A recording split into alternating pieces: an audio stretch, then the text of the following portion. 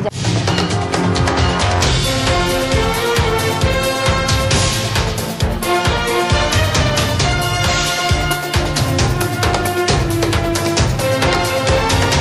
TV One memang beda.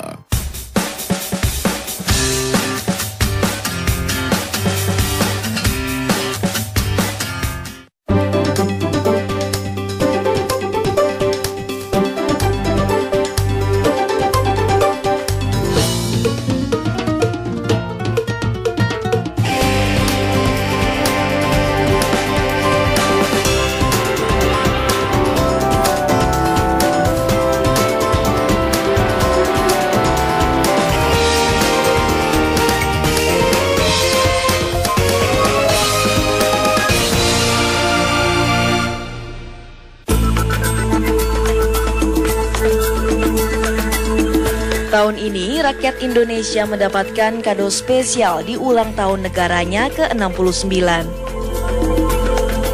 Tepat pada tanggal 17 Agustus, Bank Indonesia menerbitkan uang kertas rupiah baru ke seluruh kantor Bank Indonesia. Sehari setelahnya, tanggal 18 Agustus, uang baru ini resmi diluncurkan dengan nama Uang NKRI atau Uang Negara Kesatuan Republik Indonesia.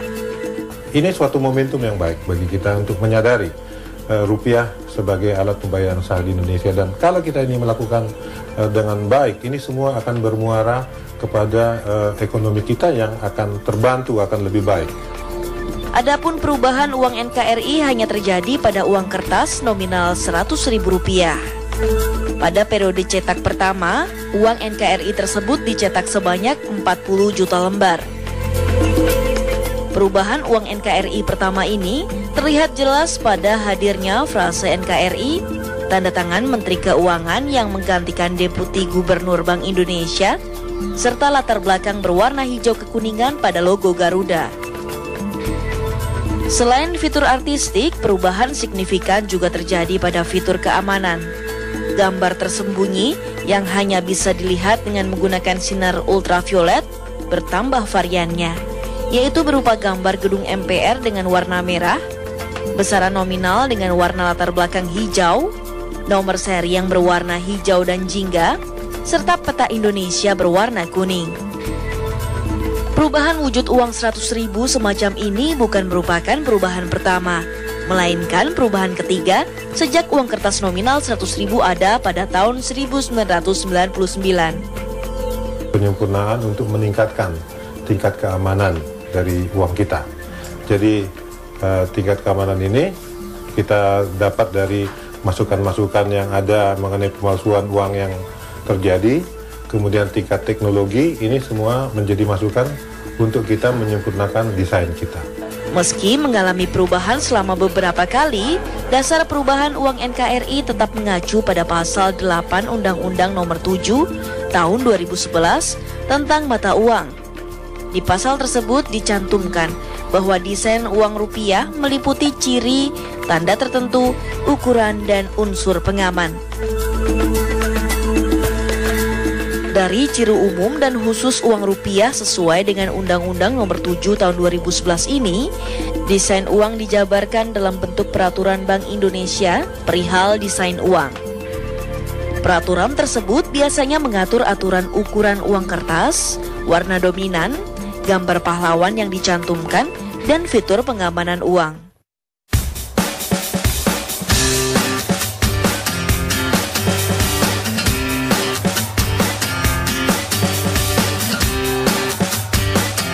Adalah Endro Sujatmiko. Desainer uang ini dipercaya mendesain uang kertas rupiah sejak tahun 1997. Bakat seni lukis pria Jember ini mengalir dari ayahnya dan semakin dipertajam saat menuntut ilmu di Sekolah Menengah Atas Seni Rupa di Yogyakarta.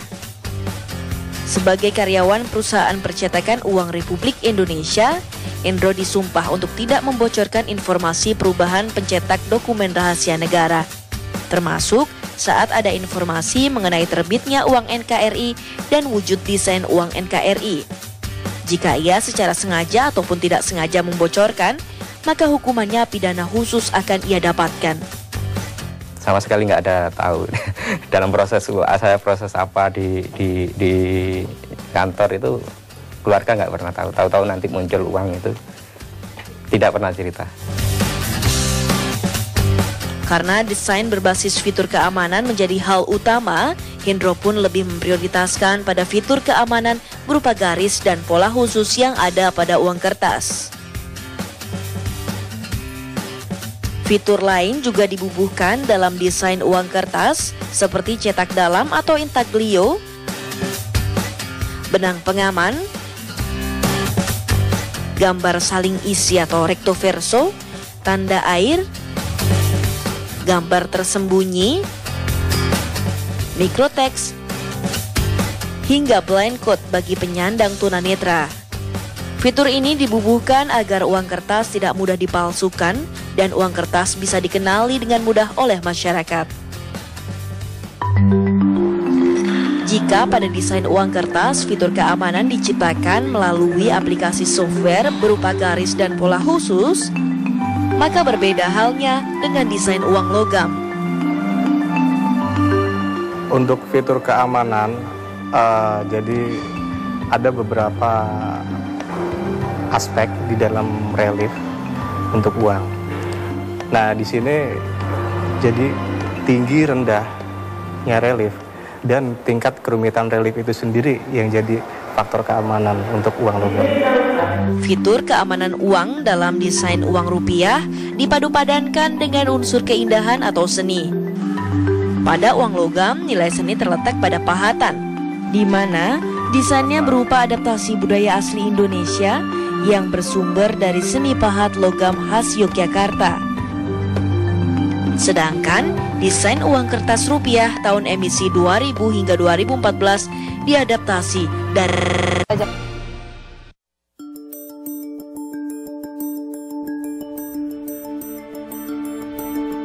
Dalam sejarah uang, koin atau uang logam adalah mata uang pertama yang muncul sebagai sarana transaksi jual beli.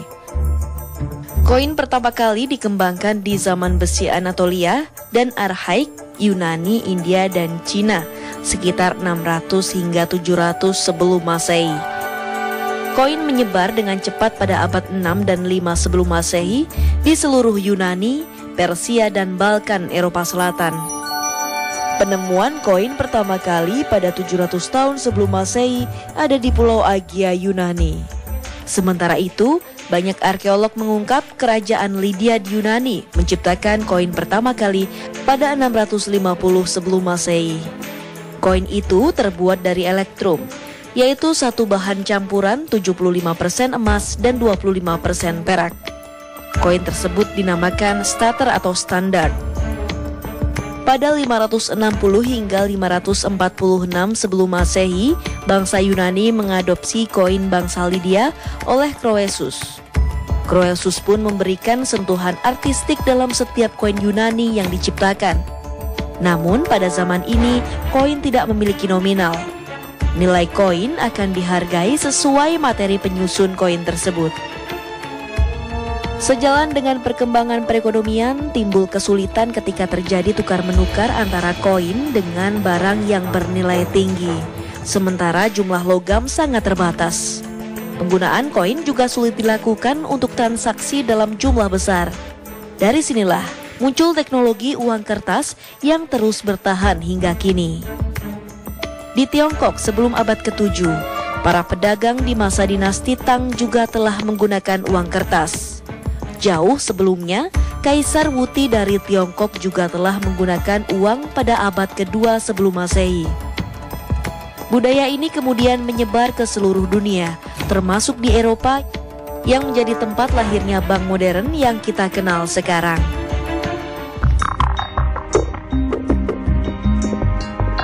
Sementara itu, uang kertas modern awalnya bermula dari catatan bank atas perjanjian untuk membayarkan uang logam kepada pemilik yang menyimpan uangnya di bank tersebut.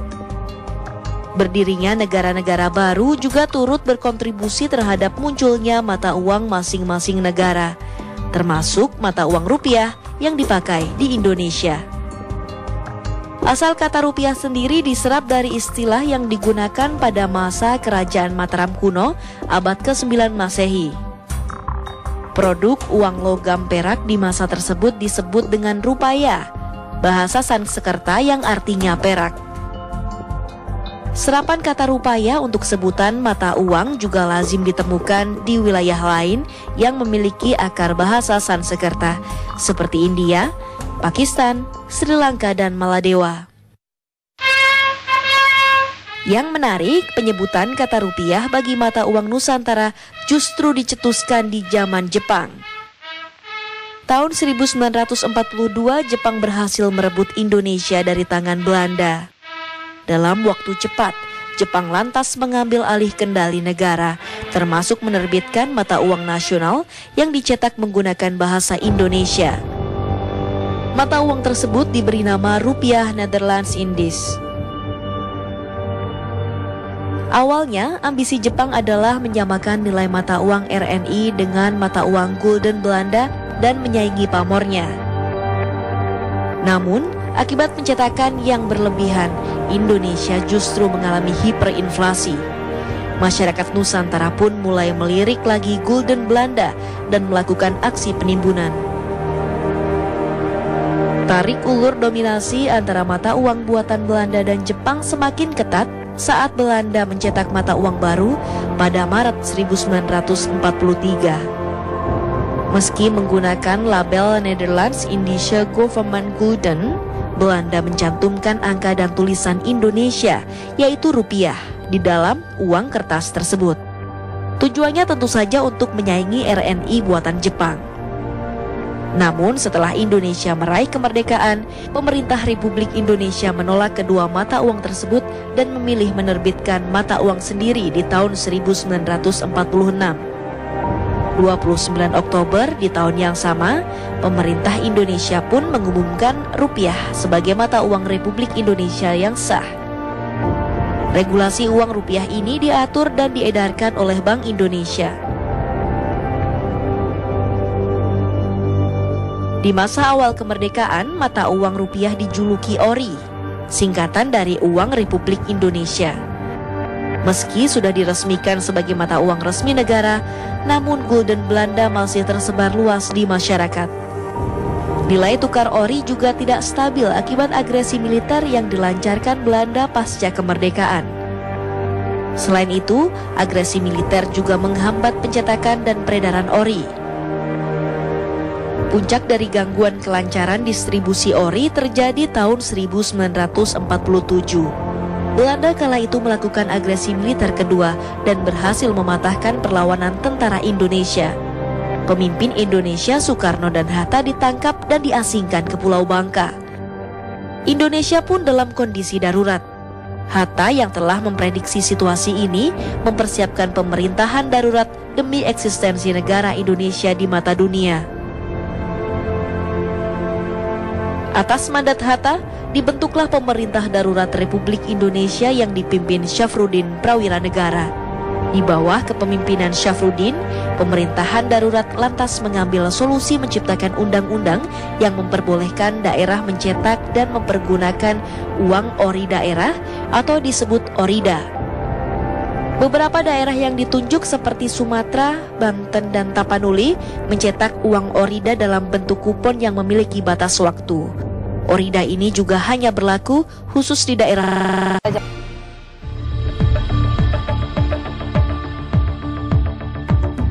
van de wereld.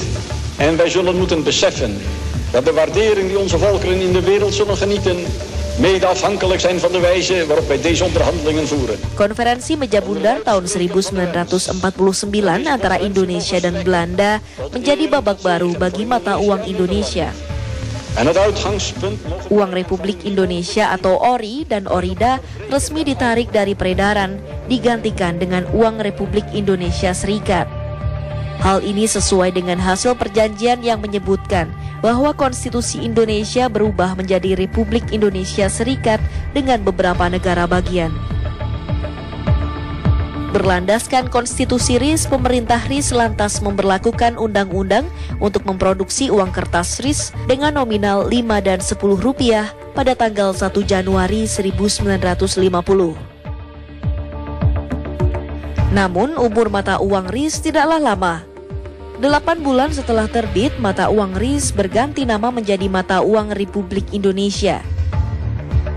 Ini dilakukan seiring kembalinya bentuk pemerintahan Indonesia dari Republik Indonesia Serikat menjadi Republik Indonesia. Sejak kembali pada Konstitusi Republik Indonesia, uang yang digunakan tetaplah uang rupiah berlabel Bank Indonesia. Kini Indonesia memiliki nominal tertinggi Rp100.000 dan nominal terendah seharga Rp100. Semakin stabil situasi ekonomi dan politik sebuah negara, semakin banyak yang membeli mata uang negara tersebut. Dan semakin banyak mata uang sebuah negara beredar di pasar dunia, akan semakin tinggi pula nilainya di mata pasar. Saat ini mata uang dolar Amerika masih menjadi idola para pemburu selisih nilai mata uang. Karena itu pula, dolar Amerika masih menjadi patokan nilai tukar termasuk di Indonesia.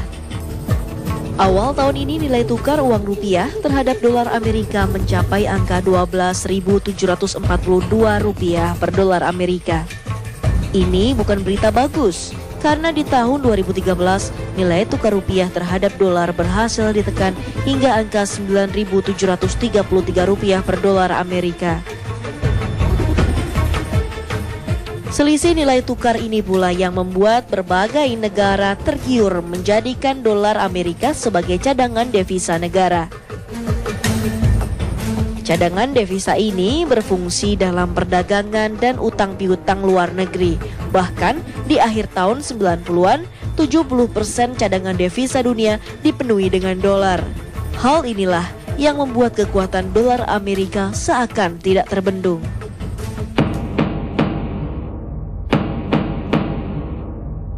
Amerika mengambil kesempatan dari keunggulannya di Perang Dunia Kedua dengan menancapkan hegemoni di bidang ekonomi. Melalui konferensi di Bretton Woods, New Hampshire pada tahun 1944, dihasilkan produk kerjasama antara Amerika Serikat dan Inggris berupa 3 institusi keuangan dunia, yaitu Lembaga Moneter Internasional atau IMF, Bank Dunia, dan Organisasi Perdagangan Dunia atau WTO. Ketiga institusi inilah yang turut mengatur perekonomian dunia dan menciptakan kerangka ekonomi global yang berpihak pada kepentingan negara adidaya tersebut. Namun di tahun 1960-an, supremasi dolar Amerika mulai terganggu karena banyaknya dolar yang dicetak untuk membiayai kebutuhan perang Vietnam, serta program sosial di dalam negeri Amerika Serikat sendiri. Hal ini berimbas pada naiknya harga produk-produk Amerika yang kemudian kalah bersaing di pasar internasional. Muncullah defisit neraca perdagangan. Ini diperparah ketika cadangan dolar yang disimpan oleh negara lain telah melebihi cadangan emas yang dimiliki oleh Amerika Serikat. Des dollars au même titre que de l'or pour les règlements. Presiden Prancis Charles de Gaulle adalah salah seorang yang secara terbuka menyerang hegemoni Amerika Serikat dengan mengubah cadangan devisa negara senilai 150 juta dolar Amerika menjadi emas. Langkah yang dilakukan de Gaulle kemudian diikuti oleh Spanyol yang juga menukar 60 juta dolar Amerika miliknya dengan emas milik Amerika Serikat. Berkurangnya cadangan emas Amerika Serikat ini jelas menjadi serangan telak bagi perekonomian negara adidaya tersebut. Kondisi ini terus diperparah dengan produksi dolar yang terus dilakukan Bank Sentral Amerika untuk membiayai kebutuhan negara. Akhirnya di tahun 1971, Presiden Amerika kala itu, Richard Nixon, mencabut konvertibilitas dolar terhadap emas. Hal ini menandai berakhirnya sistem Bretton Woods di mana dolar Amerika tidak lagi dijamin oleh emas. Sejak saat itu dipakai sistem floating exchange rate, di mana sistem pertukaran mata uang dolar terhadap mata uang negara lain hanya semata-mata didasari oleh kondisi perekonomian Amerika sebagai negara adidaya. Perbedaan nilai tukar mata uang tidak bisa dianggap remeh. Ia menjadi bagian dari cermin kestabilan ekonomi sebuah negara. Ia juga menjadi alat politik bagi negara-negara yang lebih makmur untuk terus menancapkan hegemoninya ke negara yang sedang berkembang.